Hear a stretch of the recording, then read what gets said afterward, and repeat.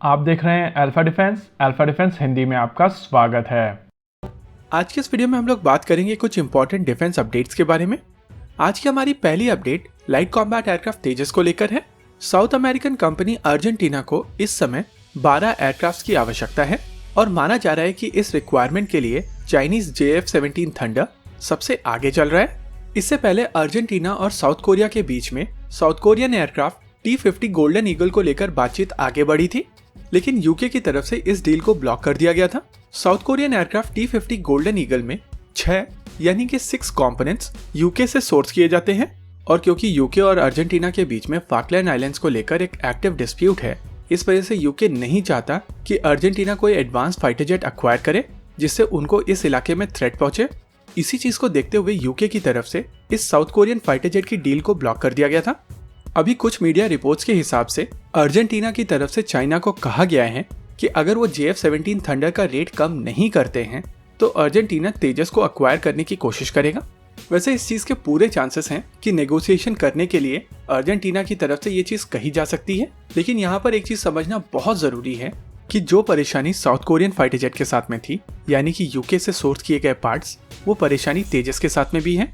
Light combat aircraft तेजस में use होने वाली इजेक्शन सीट, उसके अलावा in flight refuelling probe UK से सोर्स किया जाता है और इसी वजह से पूरे चांसेस हैं कि अगर अर्जेंटीना LCA तेजस को कंसीडर करता है तो यूके की तरफ से पूरी कोशिश की जाएगी इस सेल को ब्लॉक करने की, और इसी वजह से मेरे हिसाब से ये केवल मीडिया स्पेकुलेशन है।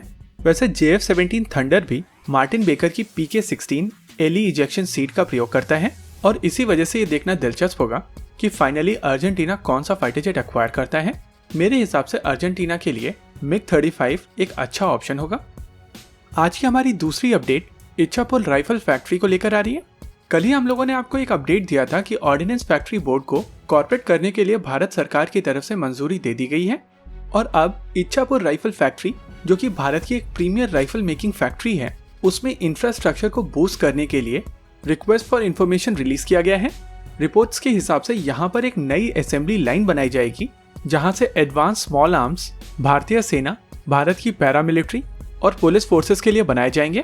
हालांकि ये देखना दिलचस्प होगा कि यहाँ से कौन से आर्म्स बनाए जाएंगे, क्योंकि इस समय इच्छापुर राइफल फैक्ट्री से 7.62 मिलीमीटर 39 कैलिबर की देश में निर्मित असॉल्ट राइफल बनाई जाती है। साथ ही इसी फैक्ट्री से जो ऑर्डिनेंस फैक्ट्री बोर्ड की लेटेस्ट स्नाइपर राइफल है उसको रिलीज करने की बातचीत की जा रही है। इसके अलावा 5.56 × 30 मिलीमीटर अमोक कार्बाइन और JVPC भी यहाँ से रोल आउट किए जा सकते हैं। वैसे हम लोग इस डेवलपमेंट के ऊपर नजर बनाए रखेंगे और आपको इसके ऊपर डिटेल देते रहेंगे। अगली अपडेट है निर्भय क्रूज मिसाइल के टेस्ट को लेकर। भारत सरकार की तरफ से APJ अब्दुल कलाम आइलैंड के पास में एक एरिया वार्निंग रिलीज की गई है। ये एरिया वार्निंग 23 जून से लेकर 26 जून के बीच की है। इस एरिया वार्निंग का पैरामीटर यानी कि इसकी बाउंड्री की टोटल लेंथ 750 किलोमीटर की है और जिस तरीके का फ्लाइट पाथ एरिया वार्निंग में दिया गया है उससे ये मोरलेस क्लियर हो जाता है कि ये एक स्लो मूविंग क्रूज मिसाइल है। इसके अलावा जो लोग डेवलपमेंट को मॉनिटर कर रहे थे उनको पता है कि निर्भय मिसाइल के लिए शॉर्ट टर्बोफैन इंजन, जिसको पहले मानिक इंजन कहा जाता था, उसको कुछ समय पहले असेंबल किया गया था और इन सभी चीजों को एक साथ देखने से ये चीज समझ में आती है कि ये टेस्ट निर्भय क्रूज मिसाइल का ही होगा और अगर ये टेस्ट किसी और मिसाइल सिस्टम का होता है तो मैं काफी ज्यादा सरप्राइज होने वाला हूँ। हमारी अगली अपडेट लाइट टैंक को लेकर आ रही है। जैसा कि आप जानते हैं कि भारतीय थल सेना 350 लाइट टैंक एक्वायर करने की कोशिश कर रही है और इसी के लिए भारतीय थल सेना की तरफ से रिक्वेस्ट फॉर इंफॉर्मेशन रिलीज किया गया था।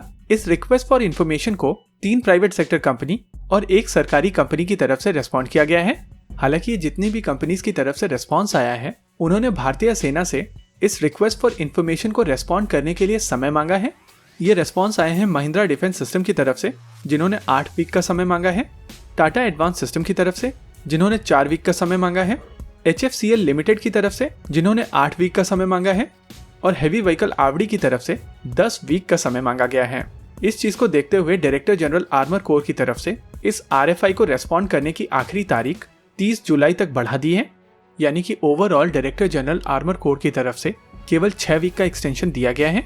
इंटरेस्टिंग चीज ये है कि L&T की तरफ से इस चीज को लेकर अभी तक बिड नहीं आई है और ना ही उनकी तरफ से इस चीज को एक्सटेंड करने की कोई रिक्वेस्ट आई थी। इसी के साथ आज के इस वीडियो में रखते हैं केवल इतना ही। वीडियो को अंत तक देखने के लिए धन्यवाद।